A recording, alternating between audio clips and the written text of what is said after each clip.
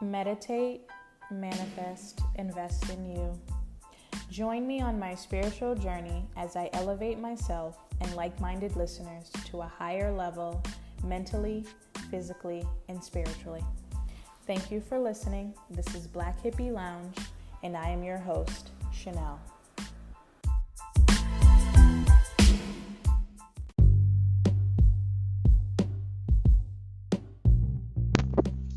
Good afternoon. Today is April 29th, and this episode is called Each One Teach One, and it's going to focus on Black education, whether that be like Black educators and just ways to improve Black education for students. And so I'm going to focus more on education in Boston for today. Just giving out some resources to students and parents of students, ways they can stay involved in their child's education right now, especially during the coronavirus pandemic that's going on, and how things have changed with that. So a couple of things that I found. So actually, a little backtrack. I work for the Boston Health Commission, and my job entails me to work with the youth. I work with high school students particularly. So this is where I got a lot of the information from, is just from work and just following certain pages on Instagram that just give out information. Like one of the pages that I follow has really been giving a lot of information, and it's called Roxbury_ONS, and that one has a lot of information on there for resources in general, but also just like educational resources for the students and how they can cope with what's going on. So as many of you might know, school is physically closed for the rest of the school year. So it's April. They would have had May and a little bit of June. So that's canceled as far as physically canceled. They still are having classes online. Everything's just virtual. So it's a lot of adjustment for the students, especially seniors, whether that be all the way from, little preschool kids to college, graduate school. It's an adjustment because now they're missing out on such a monumental time in everyone's life. So it's definitely something that some students are struggling with. I didn't even think about the preschoolers or like the 5th graders and 8th graders and those kids who graduate at those times.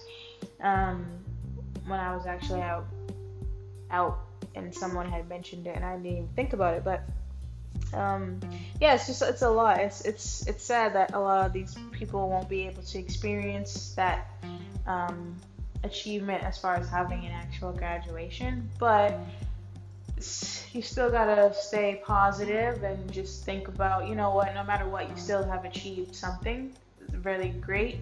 So you can still be proud of yourselves and just keep going. You only got a little bit left if you're, in school right now. So just finish strong. That's all I can say, is that you should just finish strong.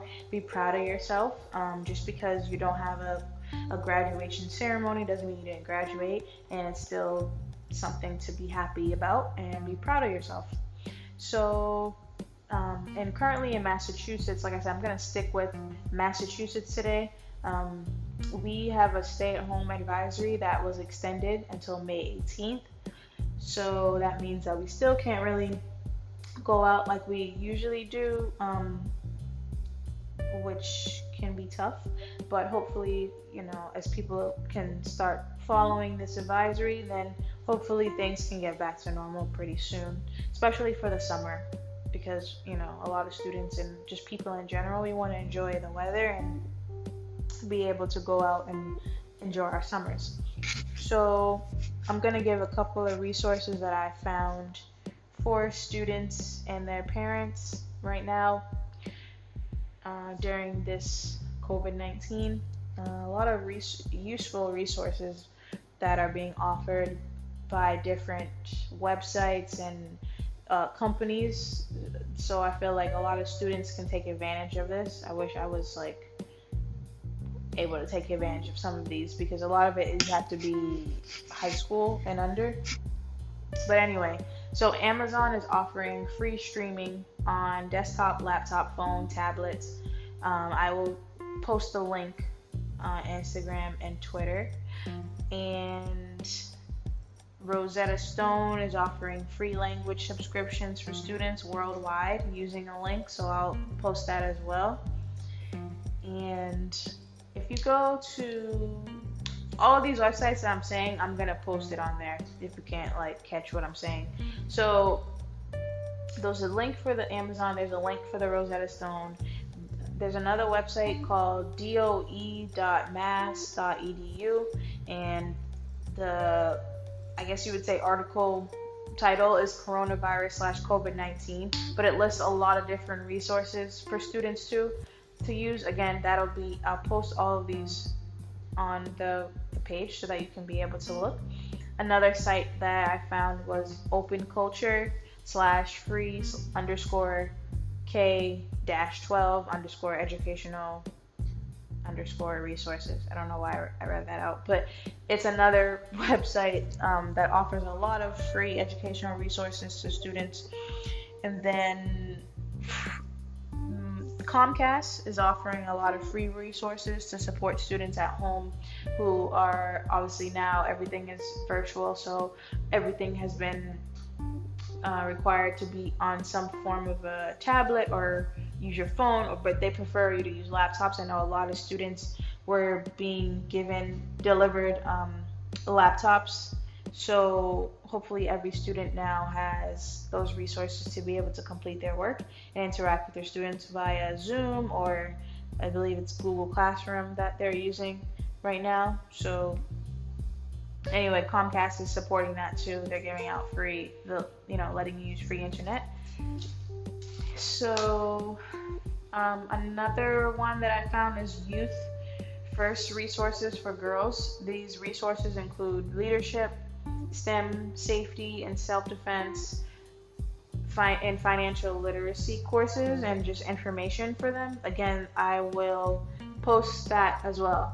And I got that from my job technically, but it's through my job. So the website is called youth.boston.gov, and that has a ton of resources for youth as well. Again, that'll be posted.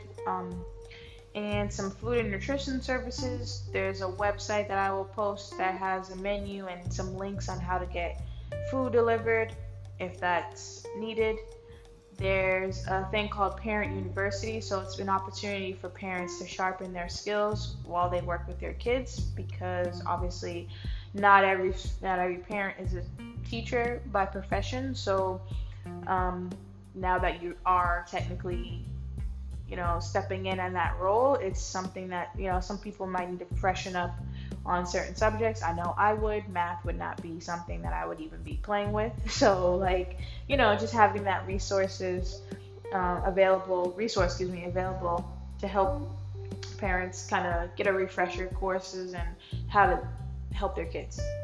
And there is the Student Information System, also known as SIS. So this is where families and students can log in to monitor for their students' academic progress, and they can engage with their school. So it's just another way for parents, now that you're kind of a lot of hands-on work is needed from you regarding your students going to school. So just being able to track their grades and be able to see what they're doing, what homework is missing, and just another way to communicate. I would say the biggest thing that I've seen or been hearing from these teachers is that the communication is needed, and as long as that is being done, then the students are able to accomplish what they need. So just making sure, as parents, I know you have a lot of things going on. You have your own work to do, and you might have multiple children to take care of. You have to worry about just adult stuff. So it's but also still being able to make sure that your kids are getting the education that they need and finishing strong this school year is also important. So just making sure you utilize the resources that are available to them and reaching out to teachers. That's what they're there for. Like, reach out to them, make them do what they need to do. Utilizing all the resources that the schools are offering is just going to make it a little bit easier for yourself. Allow them to, they are delivering groceries, they're, offering the resources. Like I said, they're delivering laptops. So just making sure you utilize that still. Don't just check out and feel like you're on your own, because you're not. That's what they are there for. So I would suggest using them. So what made me think of this topic is obviously a little bit of work. I've actually just got out of a couple hours worth of Zoom meetings with teachers and staff, and it's informational. I get a lot of information, but it is kind of draining. So I can imagine how the students feel too, just being forced to sit in front of the computer all day pretty much and listen to all these teachers, and they give them piles of work, and not everyone has the same resources and family life, so it's a lot for these kids, and not just on like kids in elementary school and through high school, but also college as well. This is an adjustment for them too, especially if you were, say you were a freshman, like you're kind of missing out on the rest of your freshman year. You're missing out on your senior year, grad school, you're crunching down, getting to the end, just med school, any type of lawyer, anything, any type of schooling that you're doing, it's an adjustment. So just and even for myself, like I'm in school too, grad school, and it's just like doing all this work in the same environment and not having that freedom to like go to the library or go to a cafe or go study with friends, and it's just you're more so on your own, which has its good things, and it's also kind of can be tough, especially if professors don't respond or teachers don't respond quickly enough. It can be annoying. So just my advice is just push through, keep going. It's on end of April, so you either I know for me I only got I'm done next week. Next week I have my final, so I'm looking forward to that. And I know most people in college, they're finishing up. In high school, you're finishing up. You might have another month or so, and so just keep going. Just remind yourself of what you're trying to achieve, and you will get there. Have patience with yourself too. Don't try to do everything all at once. Take the time to take a break. Do things that you love to help your mind be relaxed. So, getting back to why I chose to do this episode, a little bit because of that, just personal interest in what education is, coming from work and just being in education, but also just thinking about this. So I saw a tweet, and the question that the girl asked was, what grade were you in when you had your first black teacher? And usually I don't even like comment on stuff like that, or just tweets in general, but I thought about it and I was like, damn, I really didn't have a black teacher until the 10th grade. And yeah, even though I went to like predominantly black schools, like for elementary school and not middle school, but yeah, the first time I had a black teacher was in 10th grade, and that was Mr. Stiles. And I thought that question was interesting because it shouldn't even really be a question, I guess, because it's 2020. There should be a lot of diversity within any type of profession, especially education, and there really isn't. And at least in my experience, I haven't really seen that much. And I've worked in schools, and there are some locations have more diversity than others, but as far as teachers, it's always the same.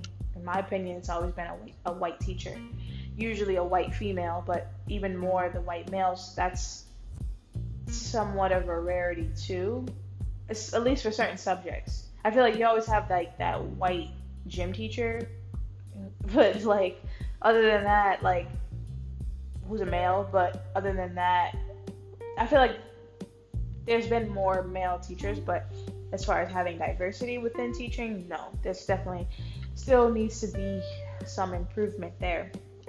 So, just talking about, I want to talk about the importance of Black educators on students at any level and how that impacts them getting to higher levels as far as like college and grad school and med school and whatever type of school they choose to go to. So, there's a quote that I saw. It's kids do better when they're taught by teachers who look like them. And that is by Professor David Kretschmer at California State University, Northridge. And I found that quote to be pretty interesting, but I also agree with it because in my experience, like I said, in 10th grade, I had a teacher named Mr. Stiles, and he literally like changed my life. Like I wasn't like a rebel and like destructing the town or anything like that, but I was going down a bad path and I wasn't really taking school serious, and I wasn't looking at like how my choices were impacting my life, and I definitely wasn't thinking about college like at all. And I now I can think about it, I'm like, dang, like I was in 10th grade and I wasn't even thinking about college like that. I knew I wanted to go, but I didn't really do any like research or like figure out, all right, well, I need to get these type of grades, I need to do this. Like none of that was on my mind. It was just like, all right, I'm just gonna keep doing what I'm doing. Like I'm in high school, that's it. Just do my work and that's it. So this teacher, he was like, at first him and I did not get along. We butted heads a lot because he was basically calling me out. Like he was calling me out on my stuff, and I didn't like that.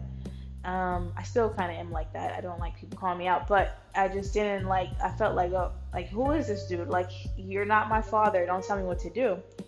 But now I can think back, and like, he was just showing me.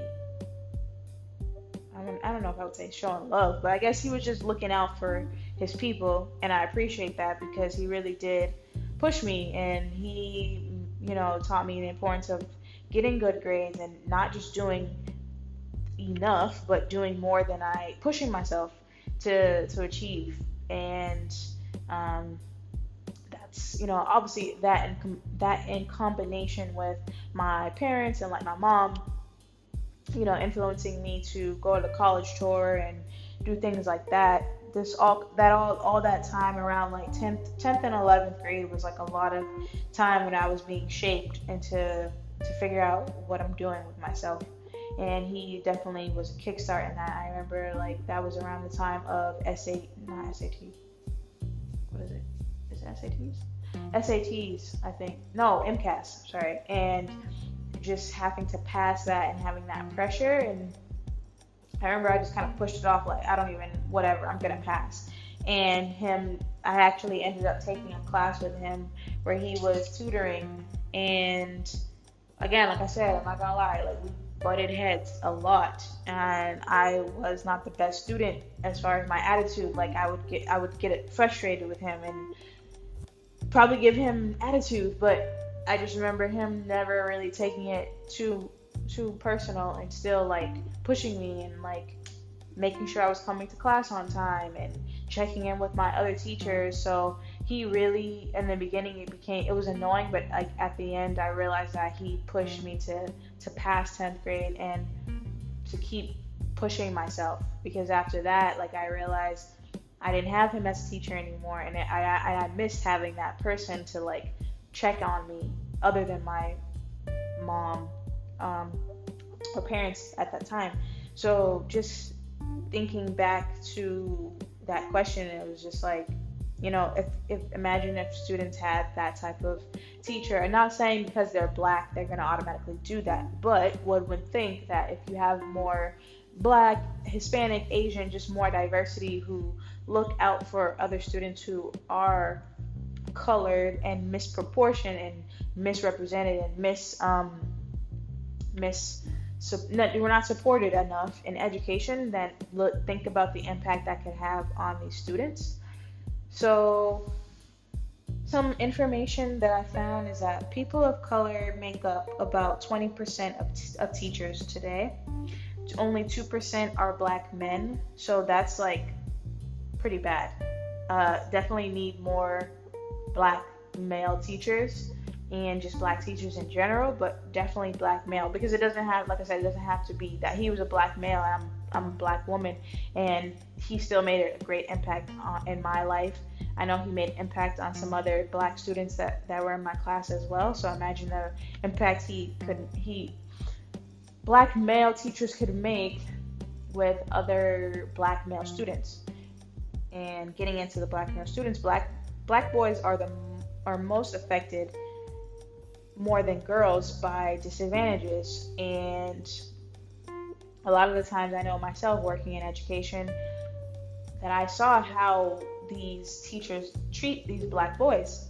This is all the way back from preschool. When I used to work at a preschool, and the teachers, they would just either ignore them, like literally ignore those black students, the black boys, or they would,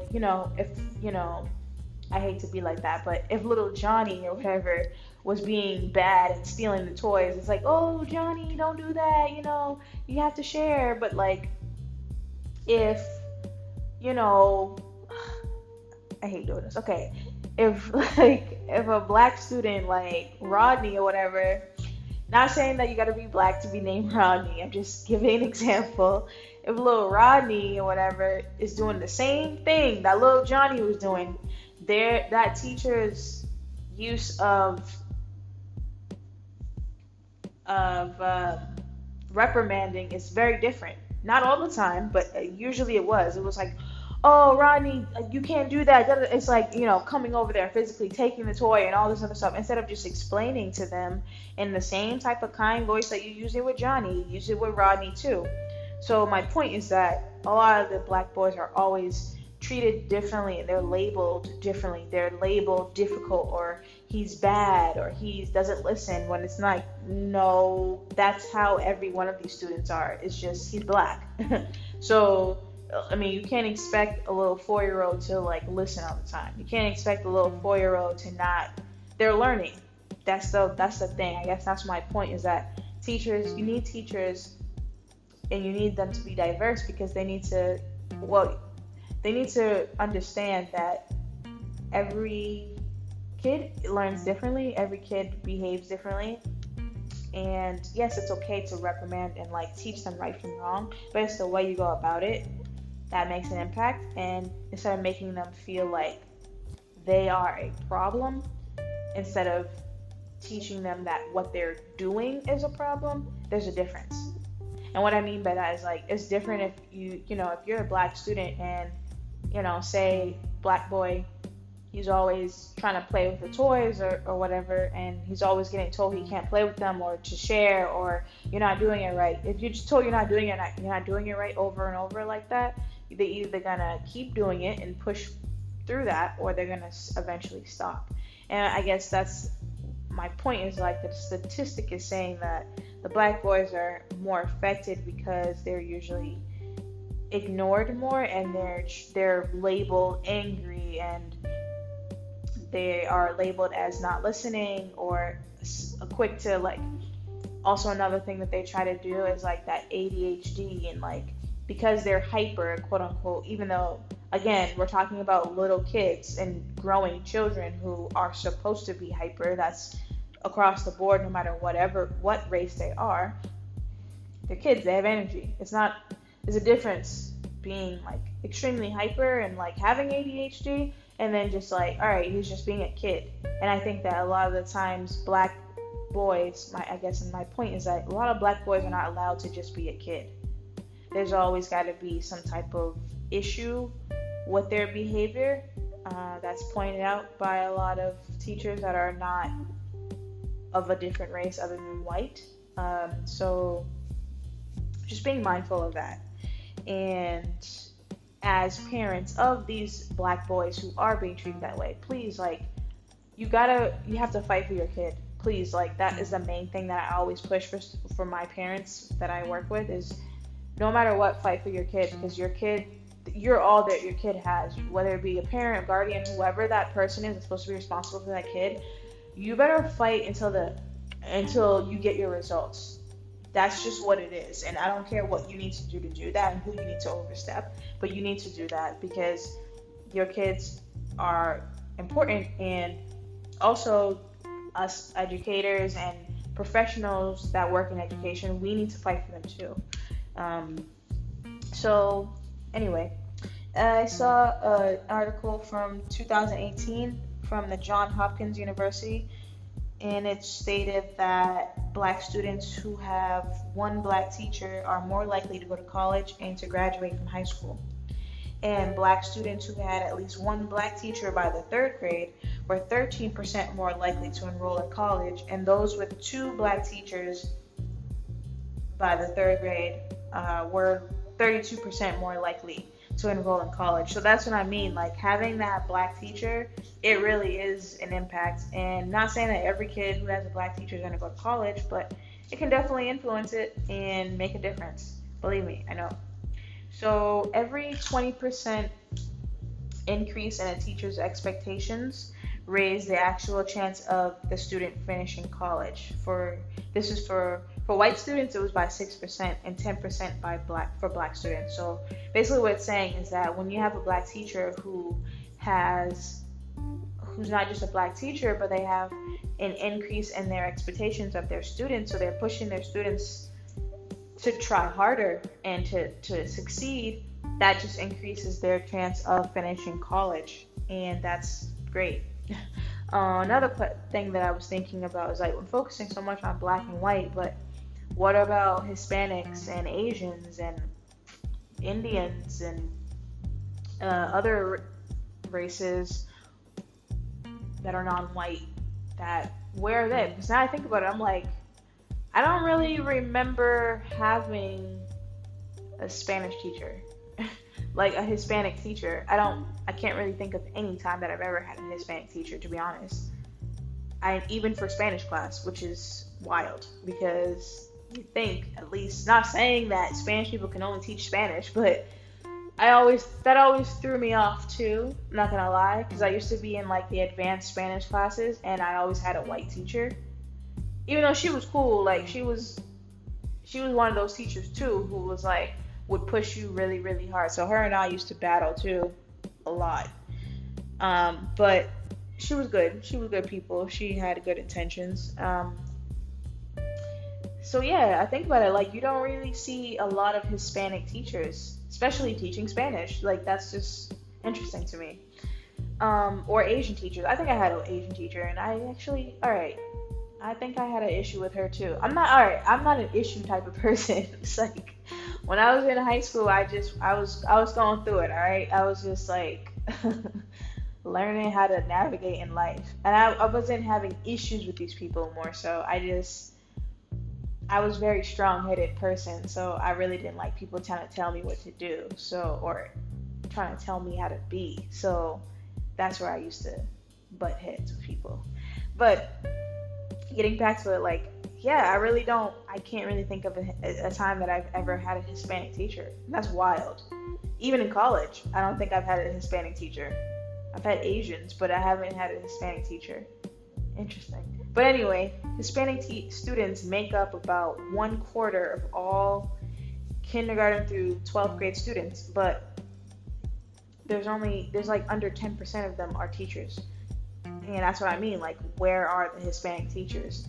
Most Hispanic population is too young, I guess, technically, according to these studies, to be teachers because they're under the age of 33. And usually the average age for a teacher is roughly 10 years older than that, even though now I feel like the times have changed a little bit, so a lot of more teachers are being younger, and that's good, but we need more Hispanic and Asian teachers. And according to the study, Hispanics also have a higher dropout rate, so that could be the issue as well, is the higher the dropout rate, the less they are graduating and becoming teachers. So Yeah, we definitely want to push that to try to get more Hispanic teachers. There's more diversity within teaching in general. So basically, a majority of public schools are technically diverse because they have a lot of minority students. And I don't even like saying that minority. No, we have a lot of mix of students, like a lot of mixed cultured students, a lot of Hispanic, a lot of Asian, a lot of black and or Indian or just a mix. It's not white basically. A lot of public schools are not white, and that sometimes is a disadvantage to these students because the resources aren't going to be given to them in such high demand as in all white school or predominantly white school. So when it comes to these schools that are more diverse and colored, they tend to have not a lot of non-white teachers. So, I laugh because I think about like when my mom used to make jokes about certain types of movies, like she would call it like the feel good white hero movies, or the white person comes in with their cape to save all the black kids because like what kind of movie I'm thinking, like, oh man, you know what I'm talking about. Like like every year they come up with them type of movies where the white woman comes into the inner city and they teach the black kids how to inspire themselves, as if these black kids can't inspire themselves already, or a black person can't do it, or another race can't do it. But I'm thinking about that because you think about it, and that's even in media that they're portraying that it's this idea that only white people can save us or only white people can teach, and that's not the case. They really can't. A lot of the times, to be honest, they're very limited on what they can teach because they only think in one mindset. They don't have the experience, whereas someone like myself, or I know a lot of black educators and of all levels, but I'm talking more about, like, we're talking about the impressionable years of kindergarten through 12th, where these people have, you have someone who might have gone to school in multiple different types of settings, where it was one year they might have had a lot of black kids in their school, or a lot of a lot of mixed race in their school, and then another time they had just an all white class. So basically what I'm saying is that a lot of more people from a different race other than white have experience of working in diversity, so they're able to not adjust, but they're able to work better with different forms of races amongst students and can relate to different situations better. And that plays a role in how they can teach and the impact it can make on the students. So within these types of public schools, we need more non-white teachers to be able to help these students in various ways, but definitely like being able to teach them. Because when you talk to these students of various races, they have a problem with connecting with the teachers, and they feel that the teachers don't connect with them because they don't make an effort to, because they've already judged them based on of it could be something on what their name is or where they come from. I remember my own personal experience. You have a lot, if you're black and you go to school in the suburbs, and there is a thing called Metco, where a lot of the kids come from inner city Boston and they're bused out to the suburbs, and a lot of those teachers, they assume because you're black or you have some form of color that you're a Metco student. So when you tell them that you're not living in Boston, it's like, whoa, really? So even that is, my point is that saying like that's a judgment that the teacher is already making, and these are white teachers, who are judging that based on what your ethnicity is, that you're from a certain area, so you have a certain mindset, and you have this certain, they've already created this story about you, whereas someone of a different race as a teacher would be able to actually get to know you and see you and give you a different experience, and also take the time to really teach you that in a way that adjusts to you. So yeah, I guess the main thing is like we need more black teachers and we need more mixed teachers. We need more of a mix. We need more Asian, Spanish, Indian, black, uh, biracial, whatever. Like just more anything more than white teachers because it's just not doing it. And it's no offense to them. I'm not saying that white teachers are not good. Because I've had some good white teachers too, but we need more diversity within education so that these kids can know that they too can become educators. They don't have to just go through you don't have to only be an athlete or, the same typical types of careers that they push on kids of races other than white. So we just need to get more involved, especially before these kids get to college and, during these impressionable years, it's important for them to have that experience of having different types of teachers that look like them. It's I'm telling like personal experience. When you have a teacher, when you come into class, whether it be third grade or even as a sophomore in college, like when you come into class, especially if you go to like a predominantly white school, like I went to a black college, but I also went to Boston College. That's where I finished. And that was such a difference there because going to the HBCU, all I saw was black people. And it was just like, whoa, like that was great. It's so relaxing. And when you have that, where you don't have to feel like you have to worry about things, I guess. You don't have to worry about certain things having a teacher that looks like you. Whereas, or feeling like, all right, are you grading me like this because I'm black, or are you doing this because I'm black? Like there's certain like little comments or like certain lessons that can be uncomfortable because as the only black student and you have this teacher who's not black speaking on black history and stuff, it's a completely different experience. When you go to a fully black college and it's lit, it's the way to be. And I feel I would push that on anybody. Like if you can, go to a black college. But anyway, we need to get more involved in our kids' education. It's important. It's not, as parents, we can't just leave it to the teachers to teach your kids and like make sure your kids are getting the best education. It's up to you too.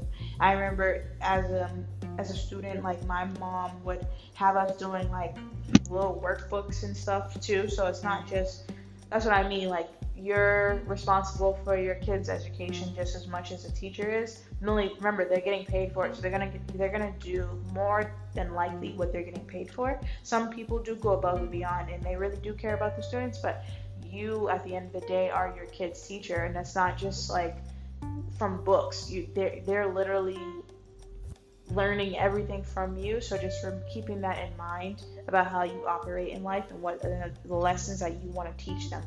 Because it's definitely important and it's an impressionable time for them, and they're like a sponge. They're absorbing everything. It's like a baby. Like they're gonna copy everything you do, and that's how kids are. They're like a sponge, and the more you can give to them to absorb, the better. That's just my main point, is like teach the children. Reminds me of, so what I was going to say. So I have 2 quotes that I want to end with. And again, don't forget that I'm going to post all the links that I mentioned in the beginning. I will post them on Instagram. Definitely on Instagram.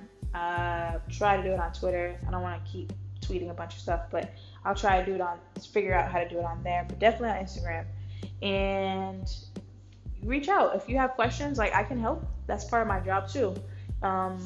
Is to, give resources. So if you know somebody who needs some resources, and if I can try to find some, then I'll definitely willing to help with that too. So I'm going to end, again, this episode was titled Each One Teach One. And that is technically, according to Google, like a popular black proverb or like black saying. Each one teach one. I've heard that before. So, but the focus is obviously on black education, black educators, the importance of education for black youth, how students can maintain their education during these times of COVID-19. So hopefully all the information that I gave and my insight was helpful. So I'm going to end with this quote.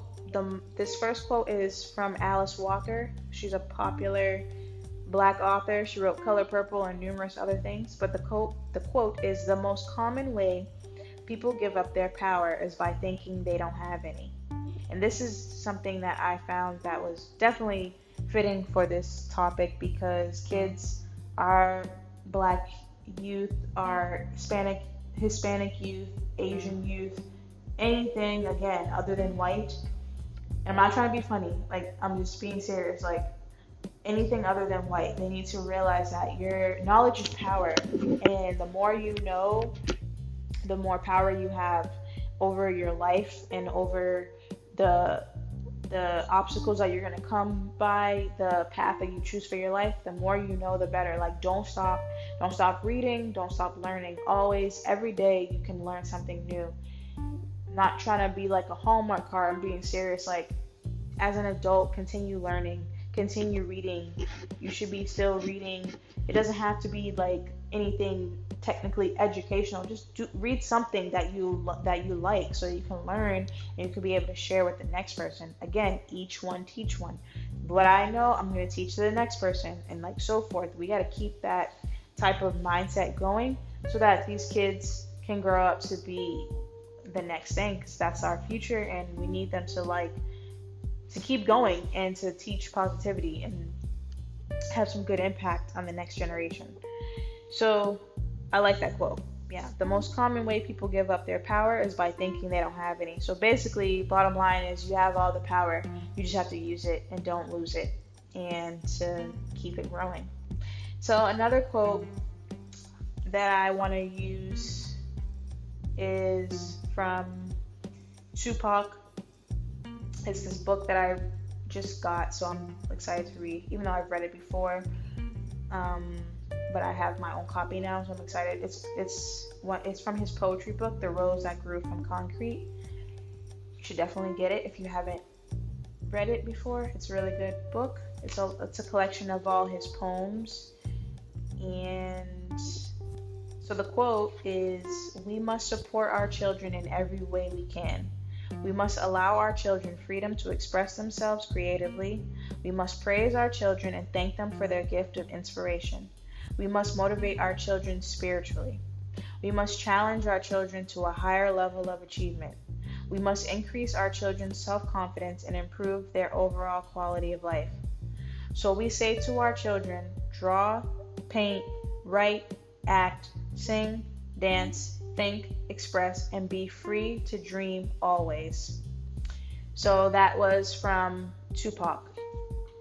And I love that, because it's pushing that idea of let kids be kids, but also just keeping them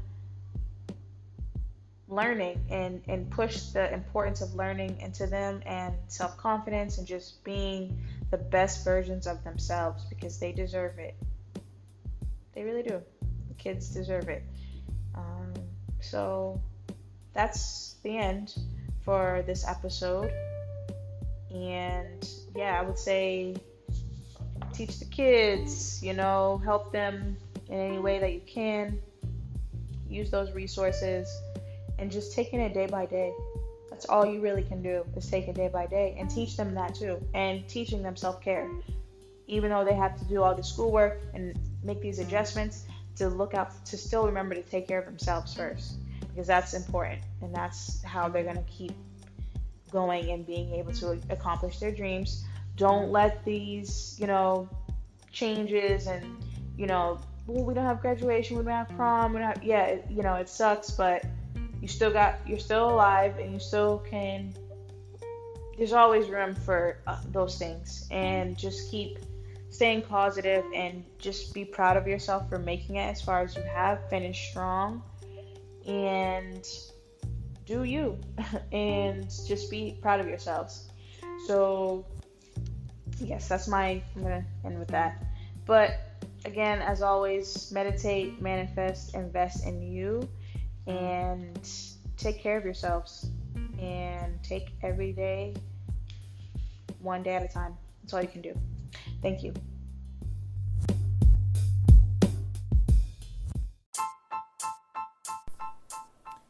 Meditate, manifest, invest in you. Join me on my spiritual journey as I elevate myself and like-minded listeners to a higher level mentally, physically, and spiritually. Thank you for listening. This is Black Hippie Lounge, and I am your host, Chanel.